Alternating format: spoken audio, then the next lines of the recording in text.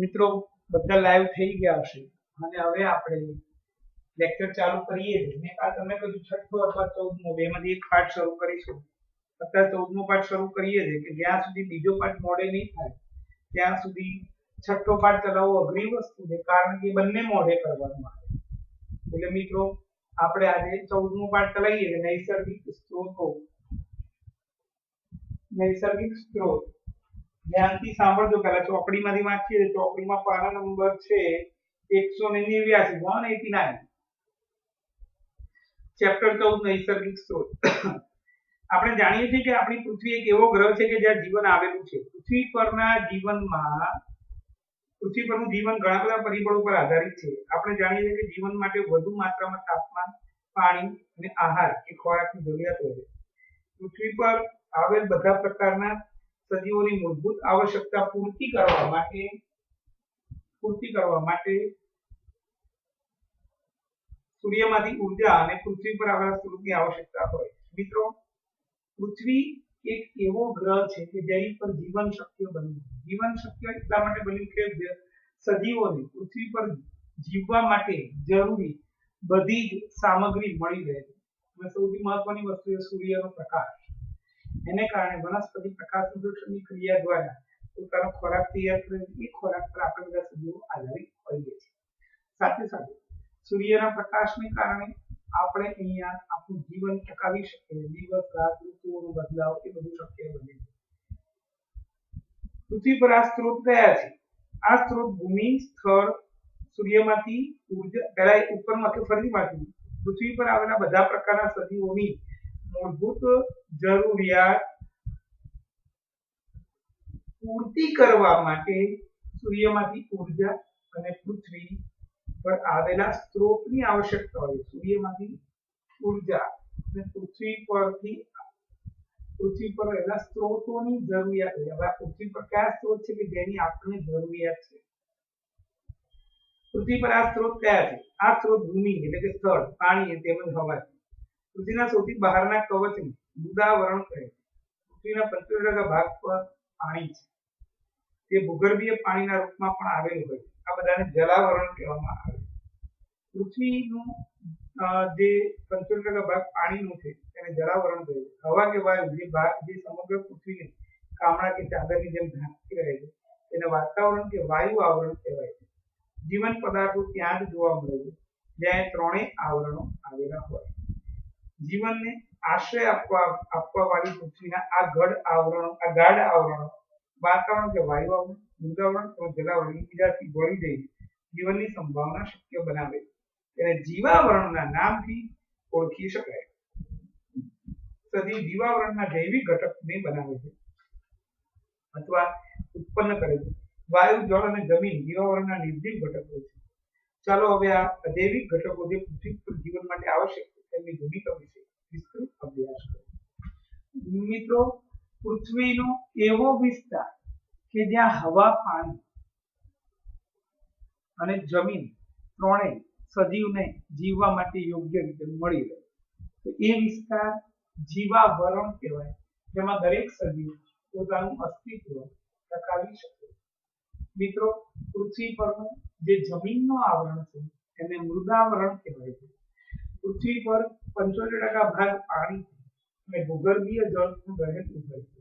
ભૂગર્ભીય જળ અને જે પૃથ્વી પર દેખીતું પાણી, નદી, તળાવ, સરોવર, દરિયા વગેરે ભેગું થઈને 75% જેટલું જે ભાગ પાણીનો છે તેને જલાવરણ કહેવાય. અને પૃથ્વીનો સૌથી ઉપરનો જે વિસ્તાર જે ચાદરની જેમ ઢંકાયેલો હવા, વાયુ એને વાતાવરણ કહેવાય. એટલે કે મૃદાવરણ, જલાવરણ અને વાતાવરણ આ ત્રણેય સ્ત્રોત ભેગા મળીને જીવાવરણ અથવા જૈવાવરણની રચના કરે છે, જેમાં સજીવો પોતાનું જીવન ટકાવી શકે. એટલે કે મૃદાવરણ વત્તા જલાવરણ વત્તા વાતાવરણ ઇઝ ઇક્વલ ટુ જીવાવરણ. મૃદાવરણ વત્તા જલાવરણ વત્તા વાતાવરણ ઇઝ ઇક્વલ ટુ જીવાવરણ. સજીવને જીવવું હોય તો જે એ પૃથ્વીનો એવો વિસ્તાર પસંદ કરવો પડે કે જ્યાં જીવ રહેવા માટે યોગ્ય જમીન હોય, પીવાલાયક પાણી અને શુદ્ધ વાતાવરણ હોય તો સજીવ ત્યાં પોતાનું જીવન ટકાવી શકે.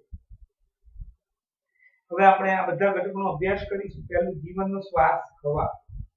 આપણે પહેલા પ્રકરણમાં હવાના ઘટકો વિશે અભ્યાસ કર્યો હતો. હવા ઘણા બધા વાયુઓ જેવા કે નાઇટ્રોજન, ઓક્સિજન, કાર્બન ડાયોક્સાઇડ અને પાણીની બાષ્પનું મિશ્રણ છે.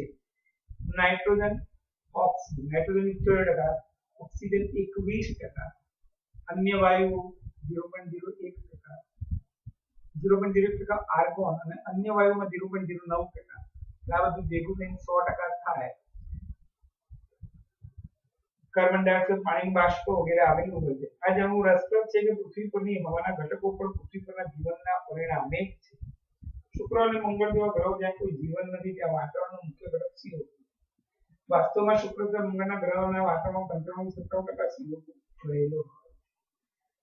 મિત્રો, જ્યાં પૃથ્વી પર જીવન શક્ય છે એ પૃથ્વીના દરેક વિસ્તારની અંદર વાતાવરણમાં હવા રહેલી હોય એ હવામાં 21% ઓક્સિજન અને 78% નાઇટ્રોજન જરૂરી છે. એટલે જ્યાં ઓક્સિજન નાઇટ્રોજન બે રહેલા હોય વધારે પ્રમાણમાં અથવા જરૂરિયાત જેટલા તો જ જીવન શક્ય બને.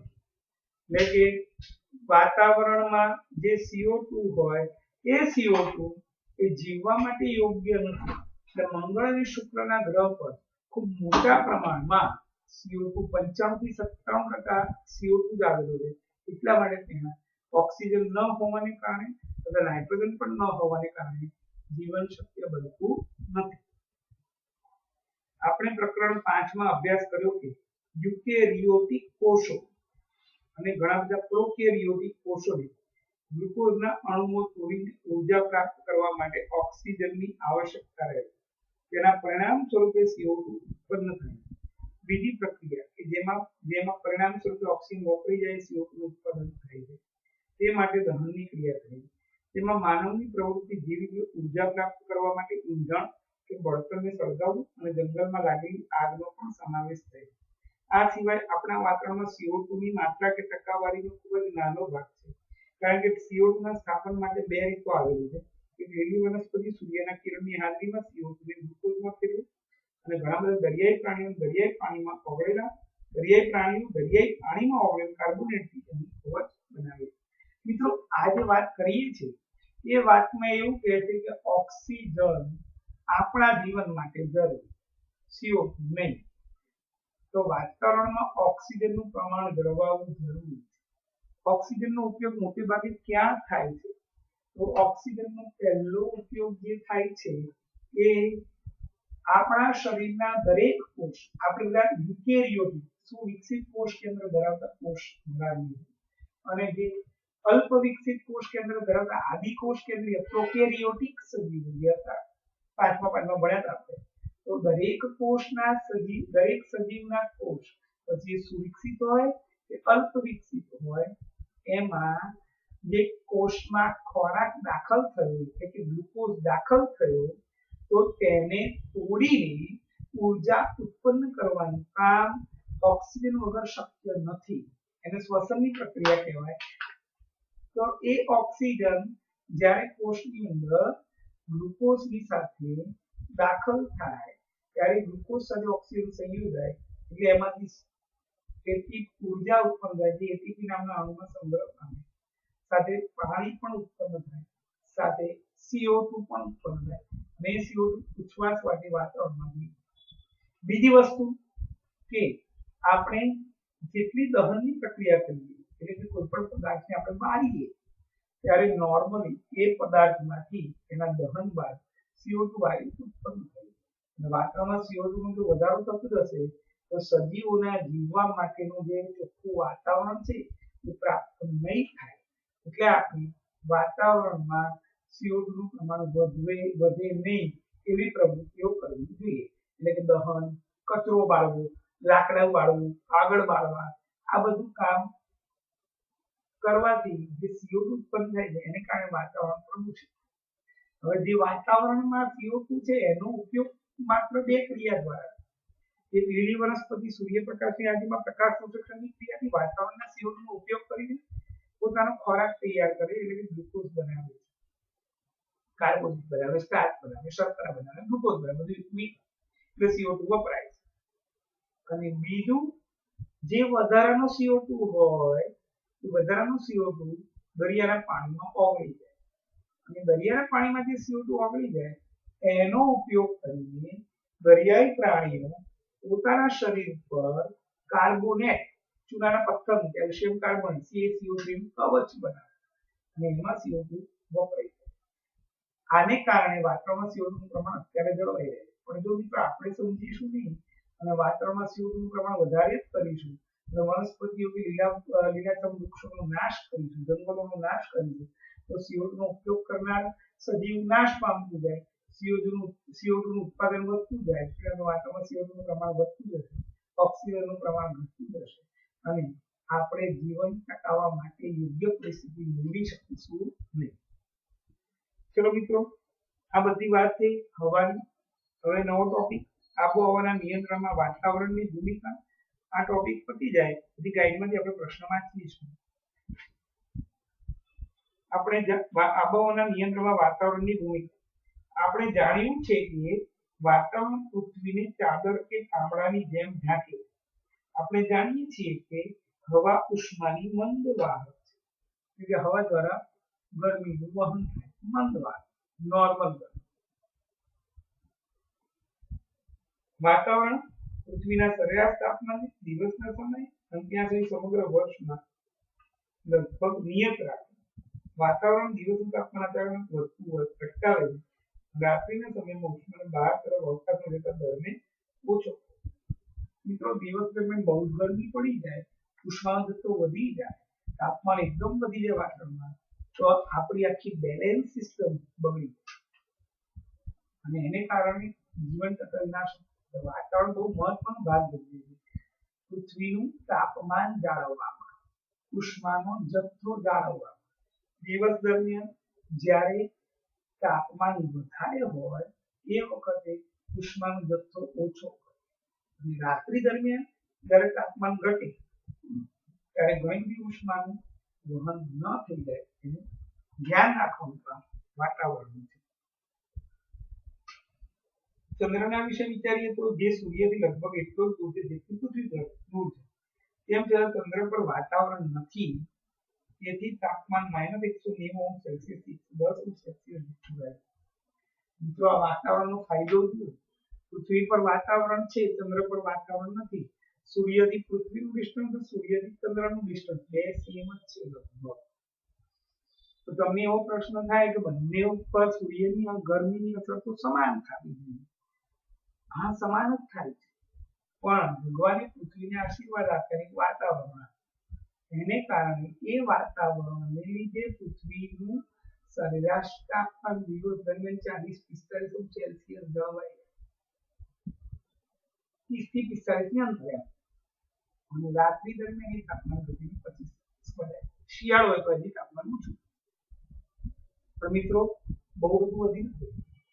ચંદ્ર પર દિવસનું તાપમાન 110°C ની આસપાસ હોય છે.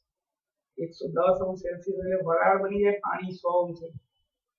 આપણે 45° ગરમી જ કરે તો જો એમાં 2 કે 3 નો વધારો નાખીશું તો 48 થાય તો 50% ટિકિટ કપાઈ જાય, કારણ કે ગરમી એટલી પડે સહન ના થઈ શકે.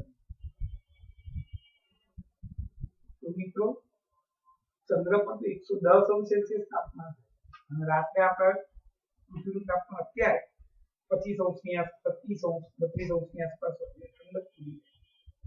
માઇનસ પણ જતું હોય, 0° બરફ થઈ જાય, 0 થી -4 માં જઈએ એ બરફ પણ ગાઢ થતો જાય.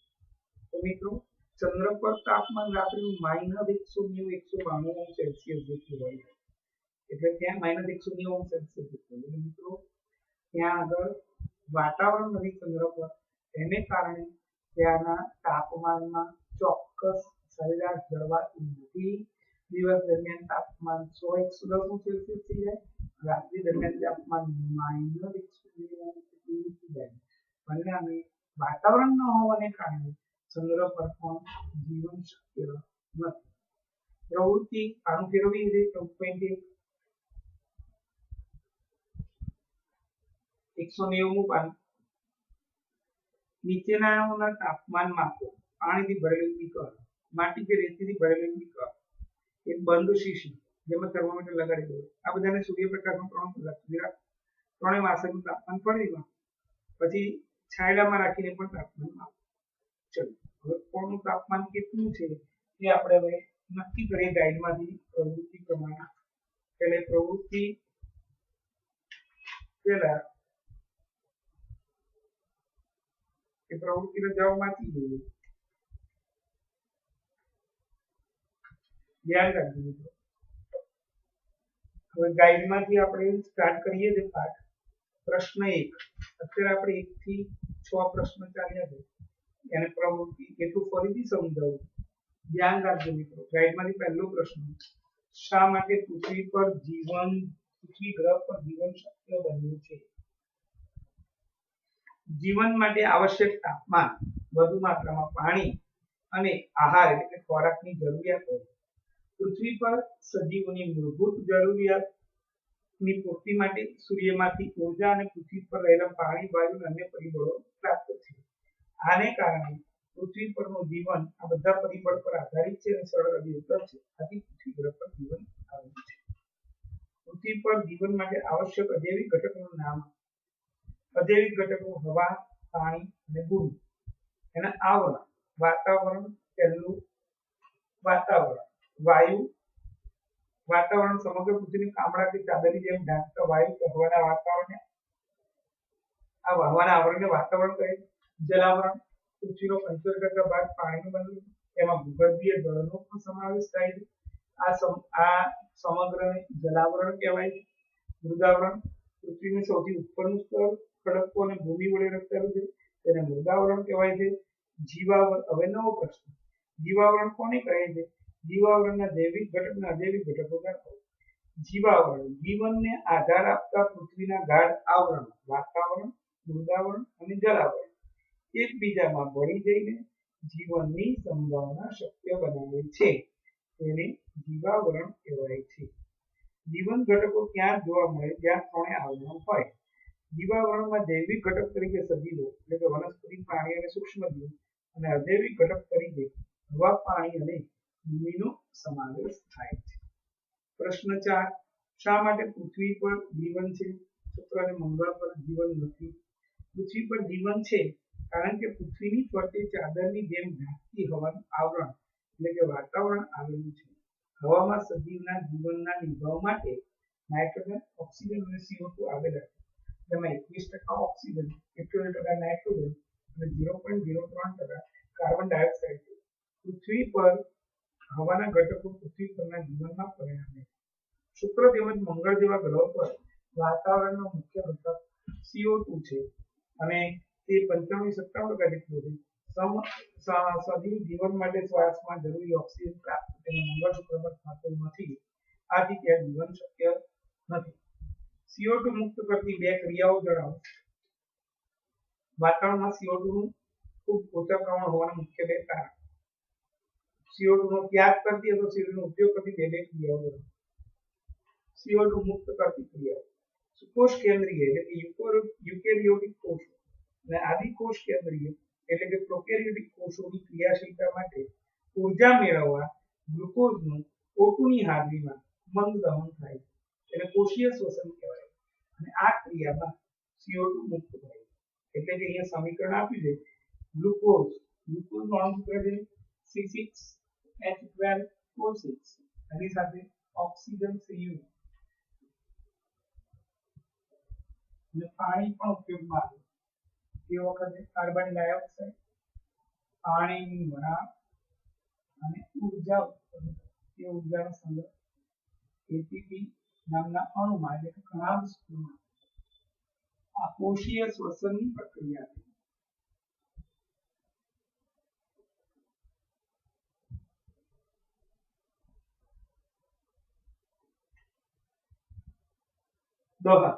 દહન પણ એક એવી પ્રક્રિયા છે કે જેમાં O2 વપરાય છે, CO2 આપણે તો ઘણા બધા પ્રયોગ મેગ્નેશિયમની ઓક્સિજનની હાજરીમાં શું થતું મેગ્નેશિયમ દહન થયું કરે Mg + O2 Mg એટલે ઓક્સિજન વપરાય. હવે આપણા જે નોર્મલી વિશ્વમાં જેટલા પદાર્થો આપણે ઘર વપરાશની ચીજમાં વાપરીએ છીએ, જો એનું દહન થાય, દાખલા તરીકે લાકડું છે, કાગળ છે, પછી કોલસો છે, તો એ કાર્બનનું બનેલું હોય.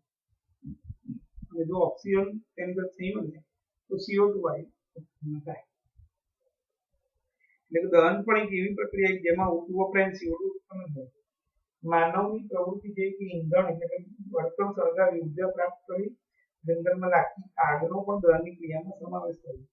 વાતાવરણમાં ખૂબ ઓછા પ્રમાણમાં CO2 હોવાના કારણો નીચે મુજબ. એટલે કે CO2 વાતાવરણમાં વાપર્યો કોણે? તો લીલી વનસ્પતિ પ્રકાશસંશ્લેષણની ક્રિયા દરમિયાન CO2 નો ઉપયોગ કરી ગ્લુકોઝનું નિર્માણ. એટલે આનાથી આખી રિવર્સ પ્રક્રિયા. આ સ્વર કોષની અંદરની હવે પ્રકાશ સંશ્લેષણની પ્રક્રિયા.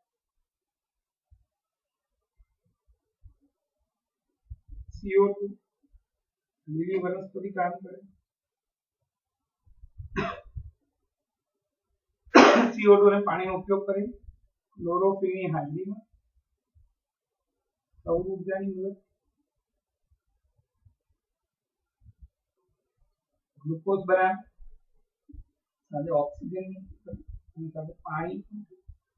આ એની રિવર્સ પ્રક્રિયા થઈ. ઉપર જે કોષીય શ્વસન, આ જે પ્રકાશ સંશ્લેષણ, આ ગ્લુકોઝ બન્યો અને આમાં ગ્લુકોઝ વપરાય, આમાં O2 વપરાય અને CO2 મુક્ત થયો, આમાં CO2 વપરાય અને O2 મુક્ત થયો. અને દરિયાઈ પ્રાણીઓ તેમના કવચના નિર્માણ માટે પાણીમાં દ્રાવ્ય કાર્બોનેટનો ઉપયોગ કરે છે અને આ માટે મહાસાગરમાં દ્રાવ્ય CO2 પ્રાપ્ત થાય છે. દરિયાના પાણીમાં જે વધારાનો CO2 ઓગળી ગયો હોય એ વધારાના CO2 થી કાર્બોનેટનું સ્તર દરિયાઈ પ્રાણીઓ પોતાની ઉપર કવચ બનાવે કાર્બોનેટનું સ્તર અને પાણી અને અન્ય પદાર્થોથી એમના શરીરનું રક્ષણ. એટલે આ કાર્બોનેટનું કવચ બનાવવા માટે પણ દરિયામાં રહેલા CO2 નો એટલે કે દરિયાના પાણીમાં ઓગળેલા CO2 નો ઉપયોગ થાય છે. હવે જે આબોહવાના નિયંત્રણમાં વાતાવરણનો ફાળો આપણે હમણાં જ ભણાવ્યું. આબોહવાના નિયંત્રણમાં વાતાવરણ કેમ ફાયદાકારક છે? પહેલું, વાતાવરણના વાયુઓ ઉષ્માના મંદ વાહક હોવાથી વાતાવરણ પૃથ્વીના સરેરાશ તાપમાનને દિવસના સમય અને સમગ્ર વર્ષમાં યોગ્ય રીતે જાળવી રાખે.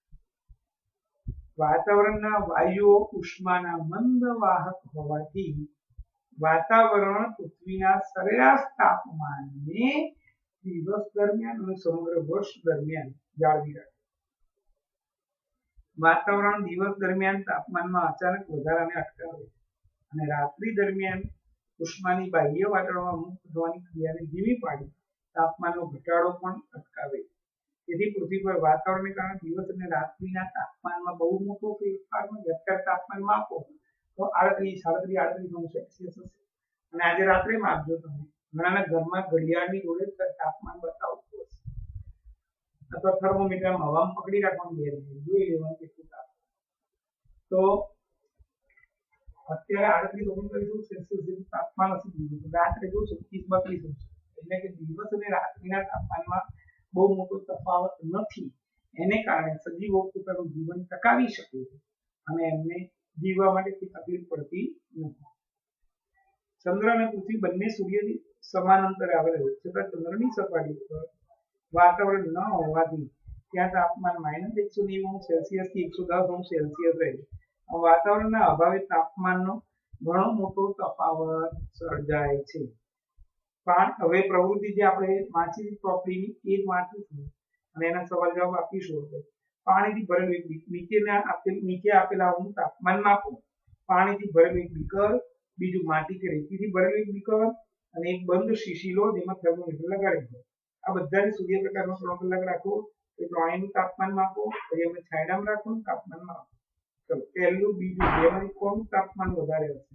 તો કે પાણીથી ભરેલા બીકરના તાપમાન ને રેતીથી ભરેલા બીકરના તાપમાનમાં રેતીથી ભરેલા બીકરનું તાપમાન વધારે હશે. કોણ સૌથી પહેલું ગરમ થશે, સ્થળ કે દરિયો? આ પછી તમે શું કીધું? પાણી ઝડપથી ગરમ થશે કે રેતી? રેતી ઝડપથી ગરમ. એટલે આપણે ઉનાળામાં ખુલ્લા પગે જાઓ, દરખત ઉપર ફરો, ખુલ્લા પડી જાય. કેમ? કારણ કે જમીન સૌથી વધારે ગરમ થાય. પાણી ભલે ગરમ હોય થોડું ચાલે, જમીન તો ખૂબ જ ગરમ હોય. એટલે કે દરિયા અને જમીનમાં સૌથી પહેલા જમીન ગરમ થાય. શું છાંયડામાં હવાનું તાપમાન રેતી અને પાણીના તાપમાનમાં સમાન હોય છે? તાપમાનને છાંયડામાં કેમ માપવામાં આવે? ના, છાંયડામાં હવાનું તાપમાન રેતી અને પાણીના તાપમાનથી અલગ હોય. તાપમાનને છાંયડામાં માપવાનું કારણ કે તીવ્ર સૂર્યપ્રકાશનું સૌર ઊર્જાનું પરાવર્તન કરવામાં તેના આંખમાં ફેરફાર આવે છે. મિત્રો, છાંયડામાં પણ આપણે તાપમાન માપીએ તે તાપમાનમાં બહુ મોટો ઘટાડો ના આવે કારણ કે સૌર પ્રકાશમાં જે ઉપયોગ થયો એમાં વધારાની સૌર ઊર્જાનું પાછું રિવર્સ જાય, પરાવર્તન થાય. ત્યાં ઘટાડો થાય તાપમાનમાં પણ એટલો થતો નથી. શું બંધ શીશી કે કાચના વાસણમાં લીધેલ હવાનું તાપમાન અને ખુલ્લી લીધેલી હવાનું તાપમાન સમાન છે?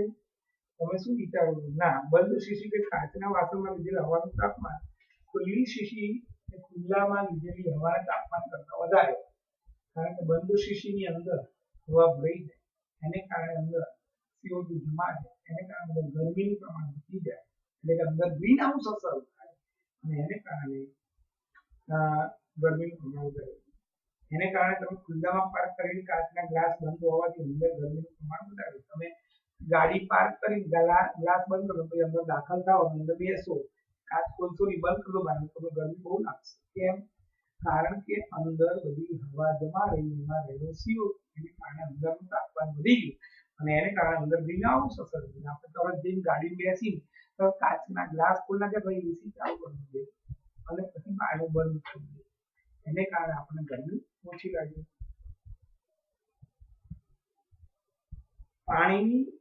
પાણીના સરખામણીમાં રેતી ઝડપથી ઠંડી પડે છે. પાણી ભરેલ બીકરને રેતી ભરેલ બીકરને 3-4 કલાક સૂર્યપ્રકાશ મૂકી છાંયડામાં મૂકવામાં આવે તો જે ઝડપથી ગરમ થાય, ઝડપથી ઠંડુ થાય. એટલે રેતી ઝડપથી ગરમ થશે, ઝડપથી ઠંડી થશે. પાણી ધીમે ધીમે ગરમ થયું, પાણી ધીમે ધીમે ઠંડુ થશે. એવું તમારા મમ્મી પપ્પા કે બહુ ગુસ્સો કરે, તમે ભૂલ કરી કે ના ભણ્યા, જેટલા ઝડપથી ગરમ છે એટલે ઝડપથી શું થશે? ઠંડાઈ થઈ જશે અને તમને પંપણવાય આવશે ઝડપથી. એટલે જે ઝડપથી ગરમ થાય ઝડપથી ઠંડુ પણ થાય. મિત્રો, હવે નવો ટોપિક હવાની ગતિ પવનો ટોપિકમાંથી ચાલુ કરીએ છીએ. 1.4.1.2 હવાની ગતિ પવન. મિત્રો, આજે પવન વિશે લઈશું, વરસાદથી બાકી રાખીશું, આપણે કાલે લઈશું વરસાદ. ચલો, પવન. આપણે દિવસભરની ગરમી પછી સાંજે વહેતા ઠંડા પવનથી રાહતનો અનુભવ કરીએ. આપણે એટલા ખુશનસીબ છીએ કે ઉનાળાના ગરમ વાતાવરણ પછી ઘણી વખત વરસાદ પડે છે. કયું પરિબળ છે કે જે હવાને કોઈક વાર હવાની લહેર, કોઈક વાર તેજ હવા, કોઈક વાર તોફાનના સ્વરૂપમાં ગતિ આપે છે? વરસાદને આપણી પાસે કોણ લાવે છે? આ બધી ક્રિયાઓ આપણા વાતાવરણમાં હવા ગરમ થવાથી અને પાણીની બાષ્પ બનવાના પરિણામે થાય છે. હવા ગરમ થવાથી અને પાણીની બાષ્પ બનવાના પરિણામે થાય છે. પાણીની બાષ્પ સજીવોની પ્રવૃત્તિઓ તેમજ પાણીને ગરમ થવાને કારણે થાય છે. સળગભાગ કે જલદભાગથી થવાવાળા વિકિરણના પરાવર્તનને પુનઃ વિકિરણને કારણે વાતાવરણ ગરમ થાય. સળગભાગ કે જલદભાગથી થવાવાળા પરાવિકિરણ સૂર્યના પ્રકાશના કિરણો, આ લાઇટ છે ધારો કે લાઇટ બધી કિરણો આવે, જમીનના ફ્લાય અને ટેબલ લગા એની પાછળ ક્યાં જાય? વાતાવરણ ઉપર. એટલે અહીંયાનું જે તાપમાન હતું એ પણ તાપમાન આ સૂર્યપ્રકાશના કિરણોના સળગ કે જલદ સપાટી પરથી પરાવર્તનને કારણે એ કિરણો પાછા વાતાવરણમાં જાય અને વાતાવરણનું તાપમાન વધે અને એ વાતાવરણની તાપમાન વધે એટલે હવા ગરમ થાય અને ગરમ થવાને લીધે હવામાં ઉષ્ણતાનો સંચાર થાય. આ પ્રકૃતિને જાણવા મળે ચાલો આપણે નીચેની પ્રવૃત્તિ કરીએ. એક મીણબત્તીને પહોળા મોઢાવાળી શીશીમાં કે બીકરમાં રાખો અને તેને સળગાવો. એક અગરબત્તીને સળગાવો અને તે જ શીશીના મોઢા નજીક લઈ જાઓ. જ્યારે અગરબત્તીની શીશીને મોઢાની કિનારી પર લઈ જાઓ ત્યારે અવલોકન કરો કે ધુમાડો કઈ બાજુ જાય. જ્યારે અગરબત્તીને મીણબત્તી થોડી ઉપર રાખતા ધુમાડો કઈ તરફ જાય. બીજા ભાગોમાં જ્યારે અગરબત્તી રાખો ત્યારે ધુમાડો કઈ તરફ જાય. હવાના અસમાન તાપમાનથી ઉત્પન્ન થતો હવાનો પ્રવાહ. ધુમાડા દ્વારા ઉત્પન્ન થયેલી ભાગ આપણને દર્શાવે કઈ દિશામાં ગરમ અને ઠંડી હવા વહે. આ પ્રકારે જ્યારે હવા ભૂમિ અને પાણીના ઉષ્ણીય વિકિરણને કારણે ગરમ થાય છે ત્યારે તે ઉપરની તરફ પ્રવાહિત થાય છે. પરંતુ પાણીની સાપેક્ષ ભૂમિ ઝડપથી ગરમ થતી હોવાથી ભૂમિની ઉપરની હવા પાણીની ઉપરની હવાની સાપેક્ષ ઝડપથી ગરમ થાય છે. એટલે એટલા જ આપણે તટીય ક્ષેત્રોની સ્થિતિ જોઈએ તો દિવસ દરમિયાન જમીનની ઉપરની હવા ઝડપથી ગરમ થઈને ઉપર જવાની શરૂઆત કરે છે, જેથી આ હવા ઉપરની તરફ જાય છે અને ત્યાં ઓછા દબાણનું ક્ષેત્ર બને. દરિયાની હવા ઓછા દબાણવાળા ક્ષેત્રની તરફ વહે છે. એક ક્ષેત્રથી બીજા ક્ષેત્ર તરફ હવાની ગતિથી પવનોનું નિર્માણ થાય છે. દિવસના સમયે હવાની દિશા દરિયાથી જમીન કે ભૂમિ તરફ થાય છે. મિત્રો, સીધી લેંગ્વેજમાં સમજાય શું થાય સમજો.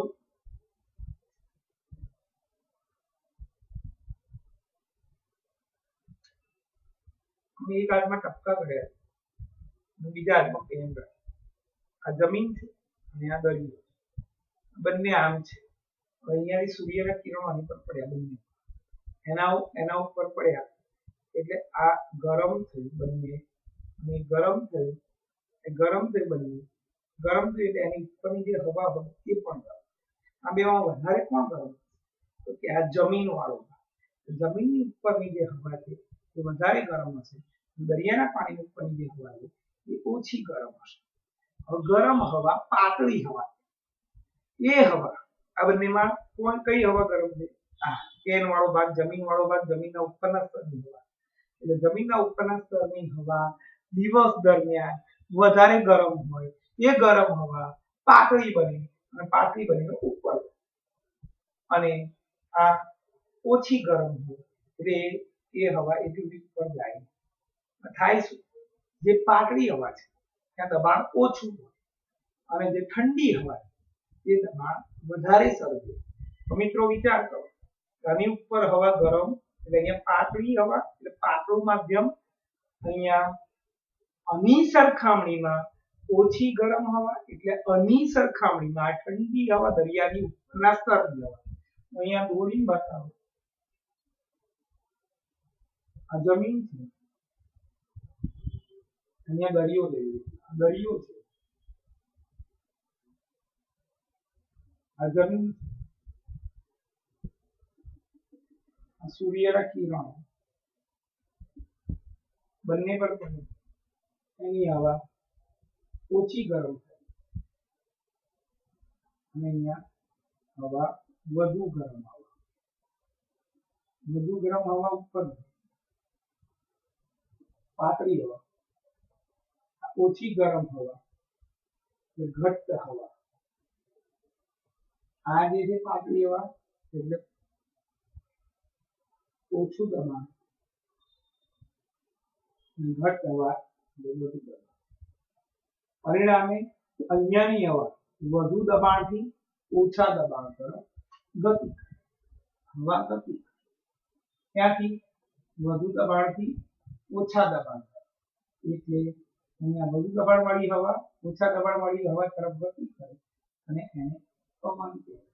દિવસ દરમિયાન આવી પરિસ્થિતિ સર્જાય. ખબર પડી ગઈ? દિવસ દરમિયાન પવન ક્યાંથી ક્યાં જાય?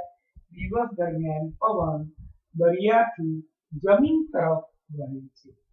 દરિયાથી જમીન તરફ પવનની ગતિ દિવસે, એટલે તમને આખું આવડી ગયું.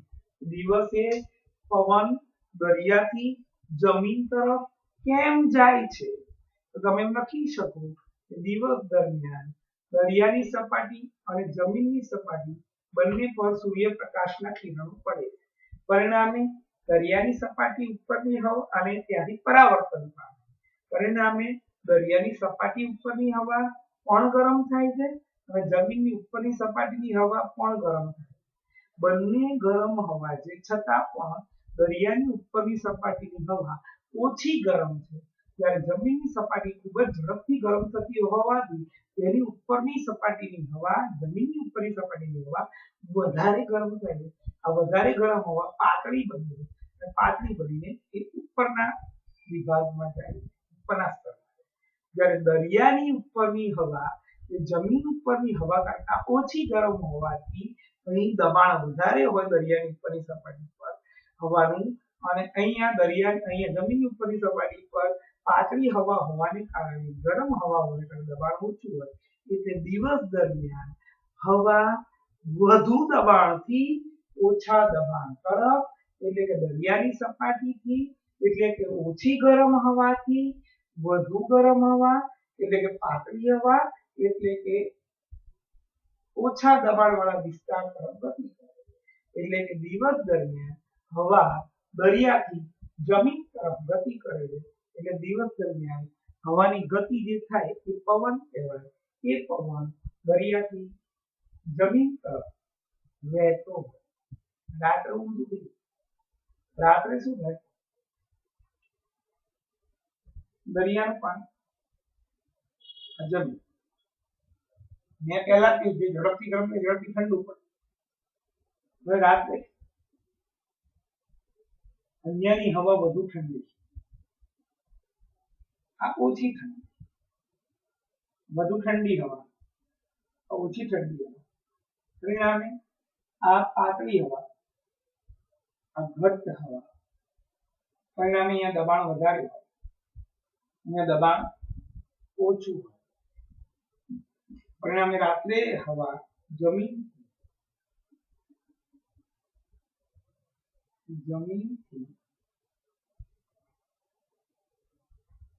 દરિયા તરફ પવન વહે.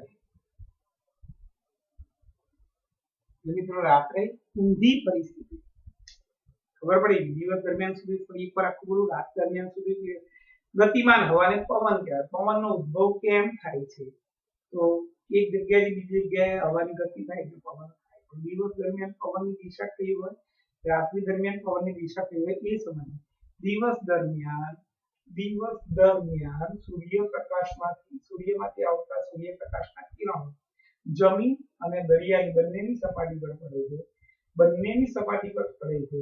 પરિણામે એ ત્યાંથી પરાવર્તન પામે અને એને કારણે જે દરિયાની સપાટી ઉપરની હવા હતી એ ઓછી ઠંડી થાય. જમીન વધારે ગરમ થાય, દરિયાની સપાટી ઓછી ગરમ થાય. પરિણામે દરિયાની સપાટી ઉપરની હવા છે ઓછી ગરમ છે, એટલે કે ઠંડી હવા છે, એટલે કે તે ઘટ્ટ હવા છે, એટલે કે તે ત્યાં દબાણ વધારે છે. જ્યારે જમીનની ઉપરની હવા, જમીન વધારે ગરમ છે, પરિણામે જમીનની ઉપરની હવા પણ વધારે ગરમ હવા છે. ગરમ હવા હોવાથી પાતળી બને, થોડી ઉપર જાય, અહીં દબાણ ઓછું થાય, અહીંયા ઓછું દબાણ છે. દિવસ દરમિયાન દરિયાની સપાટીથી જમીન સપાટી સુધી હવા વધુ દબાણથી ઓછા દબાણ તરફ, એટલે કે દરિયાની સપાટીથી જમીનની સપાટી તરફ પવન પામે છે. અને પવન કહેવાય છે. એટલે દિવસ દરમિયાન પવનની દિશા દરિયાની સપાટીથી જમીન સુધી હોય છે. રાત્રે ઊંધું હોય, જમીનથી દરિયા સુધી પવન હોય. કેમ? રાત્રે જમીન ઝડપથી ઠંડી પડી હોય, દરિયાની સપાટી ધીમે ધીમે ઠંડી પડે. પરિણામે જમીન વધુ ઠંડી, દરિયાની સપાટી ઓછી ઠંડી. પરિણામે જમીનની ઉપરની હવા રાત્રે વધારે ઠંડી અને એ ઘટ્ટ હવા, વધારે દબાણવાળી હવા.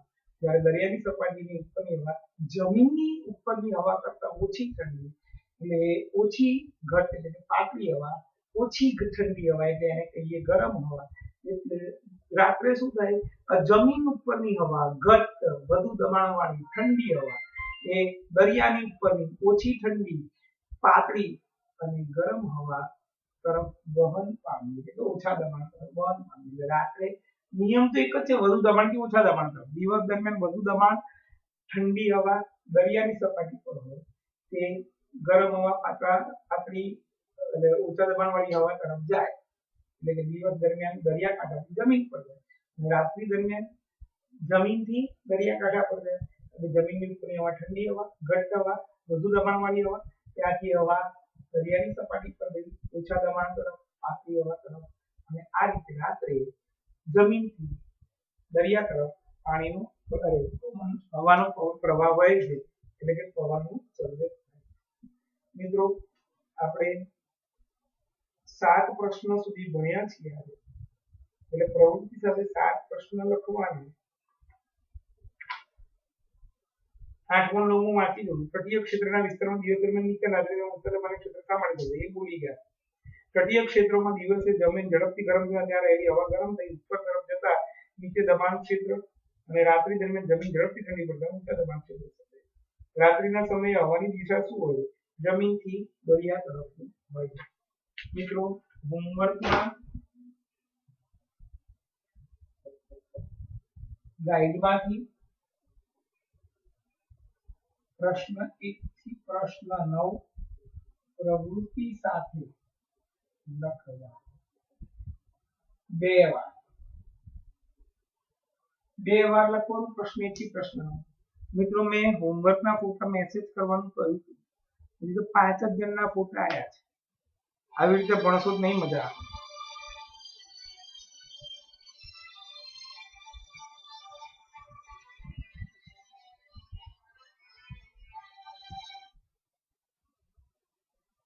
મિત્રો હોમવર્ક રેગ્યુલર નહીં કરું તો નહીં મજા આવે મારું તો પત્તું જ હશે આ પાઠ 5 દિવસનું છે બનશે તો શનિવારે લેક્ચર લઈ લઈશું ગુરુ શુક્ર શનિ ને બુધવાર સુધીમાં પાઠ પતી જશે પછી છઠ્ઠો પાઠ ચલાવી લઉં એટલે પતી ગયું બધું એક પાઠ એક્સ્ટ્રા ચાલ્યો વિજ્ઞાનમાં એવું કહેવાય એટલે મહેરબાની કરીને ઘરકામ કરો પૂરું કરો ફોટા મોકલાવો આજનું ઘરકામ ગાઈડમાં 1 થી 9 પ્રશ્ન પ્રવૃત્તિ સાથે લખવાના જેને ગઈકાલના ઘરકામના ફોટા મોકલવાના બાકી આજ રાત સુધી મોકલાવજો એટલે કાલ મારો ફોન આવશે શનિવારની બેસવાનું સ્પષ્ટ કહી દઉં કાલનો દિવસ હજી આપજો હોમવર્ક કરવા માટે આવજો